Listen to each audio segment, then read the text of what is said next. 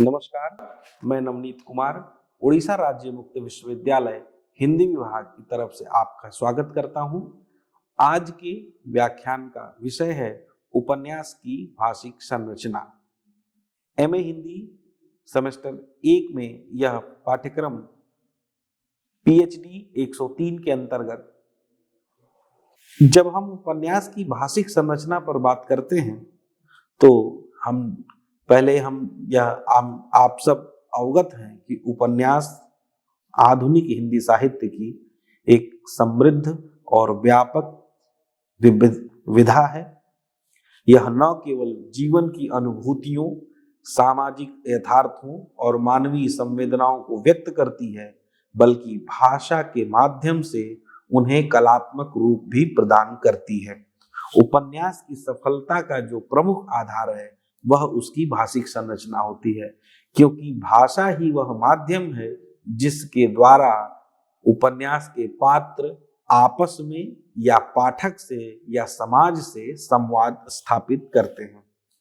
अब ऐसे में उपन्यासकार के लिए भाषा सबसे महत्वपूर्ण कारक हो जाती है, क्योंकि उपन्यासकार जिस भाषा का चयन करता है वह उसकी रचनात्मक दृष्टि, सामाजिक चेतना, वैचारिक प्रतिबद्धता को प्रतिबिंबित करती है। उपन्यास की भाषिक संरचना में शब्द चयन, वाक्य विन्यास, संवाद शैली, वर्णनात्मक भाषा, आंचलिकता और लोक भाषा के प्रयोग का विशेष महत्व होता है।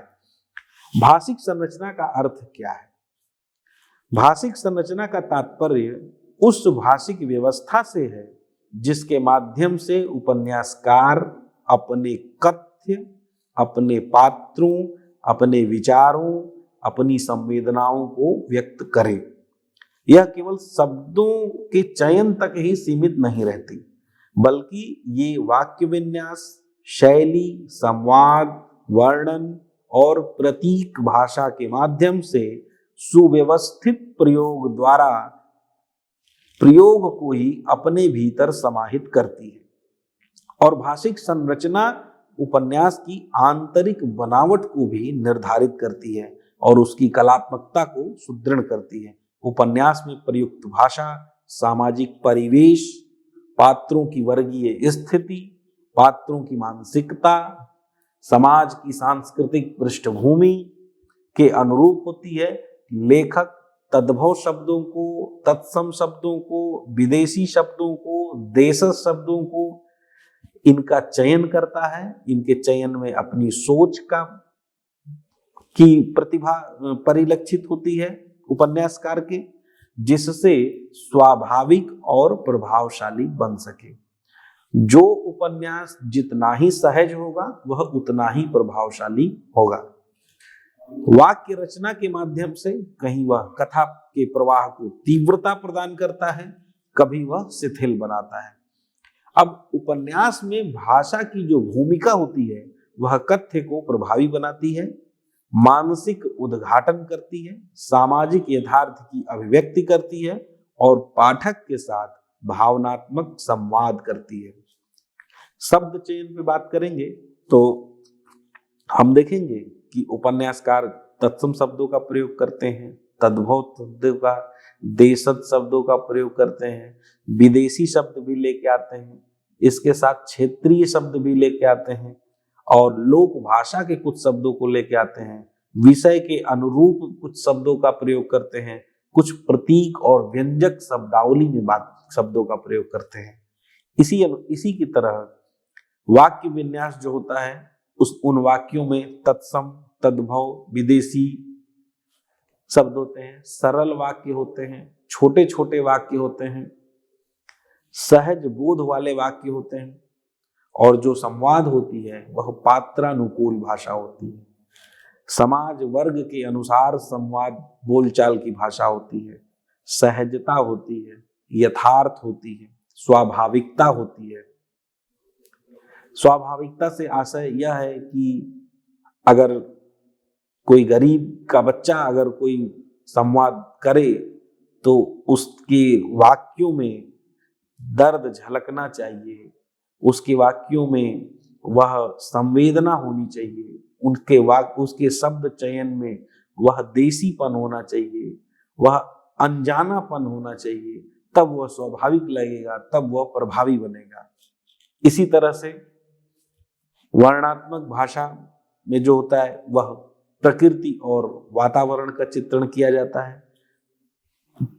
पाठक उपन्यास में चित्रित पात्रों के मनोभावों का वर्णन समझ सके, प्रतीक और बिंबों का प्रयोग करे, संवेदनात्मक स्तर पर गहराई से बात को उठाए और जो शैली होगी उपन्यास को प्रस्तुत करने की वह यथार्थवादी भाषा लिखे, काव्यात्मक भाषा लिखे, व्यंग्यात्मक भाषा लिखे, प्रतीकात्मक भाषा रहे, मनोवैज्ञानिक भाषा रहे।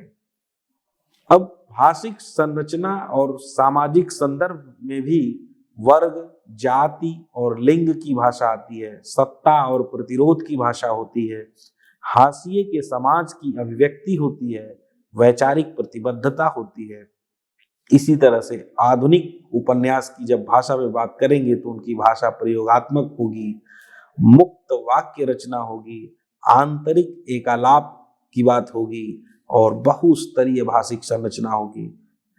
वर्ग, जाति और लिंग के प्रतिरोध की भाषा, हाशिए पर आए समाज की भाषा, अभिव्यक्ति, समाज की अभिव्यक्ति, वैचारिक प्रतिबद्धता। तो हम देखते हैं कि उपन्यास की जो भाषिक संरचना है उसका संबंध समाज से गहरा होता है। भाषा केवल अभिव्यक्ति का साधन नहीं है, वह समाज की संरचना, मूल्यबोध, सत्ता संबंधों, वर्गीय विभाजन को भी प्रतिबिंबित करती है।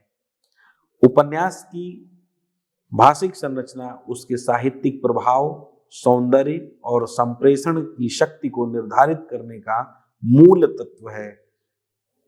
प्रतीकात्मकता, व्यंग, आंतरिक एकालाप और बहुस्तरीय भाषा रचना ने उपन्यास को अनेक नए नए अर्थ प्रदान किए हैं।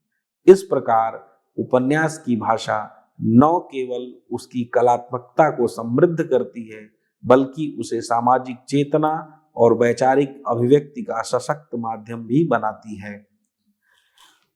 इस प्रकार उपन्यास की भाषिक संरचना उसके साहित्यिक मूल्य, प्रभावशीलता और सामाजिक प्रासंगिकता को निर्धारित करने का सबसे महत्वपूर्ण तत्व है। भाषा के माध्यम से ही उपन्यासकार अपने अनुभवों, अपने विचारों और संवेदनाओं को कथात्मक रूप प्रदान करता है। कथानक, पात्र, परिवेश और विचारधारा, इन सबके बीच जो सामंजस्य स्थापित होता है उसकी मूल आधार में उसका जो बेस है, जो प्लेटफॉर्म है, वो भाषा ही होती है। अतः यह कहना गलत नहीं होगा कि उपन्यास की जो आत्मा है वह भाषिक संरचना ही होती है, यानी कि उपन्यास की आत्मा उपन्यास की भाषिक संरचना में निहित होती है। उपन्यास में शब्द चयन, वाक्य विन्यास, संवाद, शैली, वर्णन, भाषा का सुव्यवस्थित और सुउद्देश्यपूर्ण प्रयोग उसे जीवंत बनाता है। पात्रों की सामाजिक स्थिति, मानसिक संघर्ष और वैचारिक चेतना भाषा के माध्यम से ही स्पष्ट होती है। आंचलिक और लोक भाषा के प्रयोग से उपन्यास में यथार्थ और प्रामाणिकता आती है, जबकि प्रतीकात्मक और काव्यात्मक भाषा उसकी कलात्मक ऊंचाई को बढ़ाती है। आधुनिक उपन्यासों में भाषिक प्रयोगों, मुक्त वाक्य रचना और आंतरिक एकालाप जैसी तकनीकों ने भाषा को और अधिक बहुस्तरीय तथा अर्थगर्भित बना दिया। भाषिक संरचना उपन्यास को केवल मनोरंजन का माध्यम न बनाकर उसे सामाजिक दस्तावेज का रूप प्रदान करती है। इसके माध्यम से लेखक समाज की विसंगतियों, वर्ग संघर्षों, स्त्री अस्मिता, दलित एवं हाशिए के समुदायों की पीड़ा को प्रभावी ढंग से प्रस्तुत करता है।